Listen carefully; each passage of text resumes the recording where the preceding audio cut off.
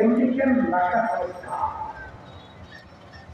মহাকাশে রিসার্চ করতে গিয়ে একটা গর্তের সন্ধান কিসের সন্ধান?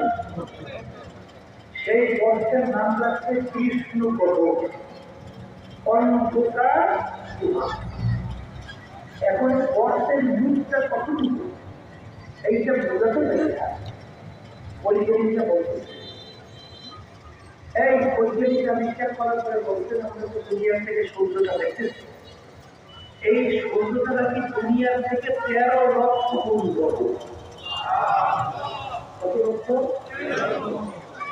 এইরকম 30,000 কোটি সূর্য। কত লক্ষ? 30,000 কোটি সূর্য একটা কিন্তু কইয়া ওই গর্তের মুখে ভিতরে চলে যাওয়া যায়। এখন বলেন তো গর্তের মুখটা কতটুকু?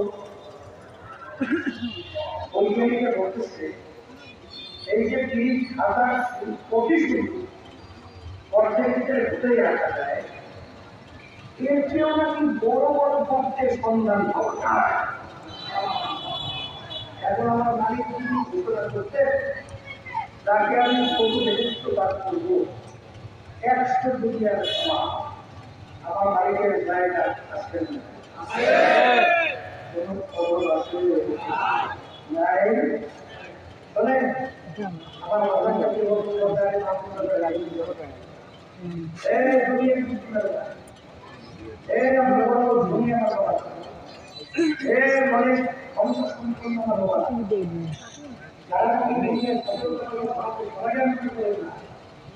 আমি সেই বাগান থেকে বলবো সরকারের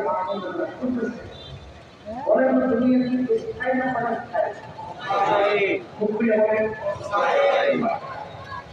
আচ্ছা আর আখেরা কি স্থায়ী না পাওয়া স্থায়ী? দুনিয়ার যেগুলো কাজের ভিতরে করে আমরা সেই কাজের ভিতরে চেষ্টা করে সেটা করা যায় না, কিন্তু একটা বসে দুনিয়াতে আর কি আপনি আছে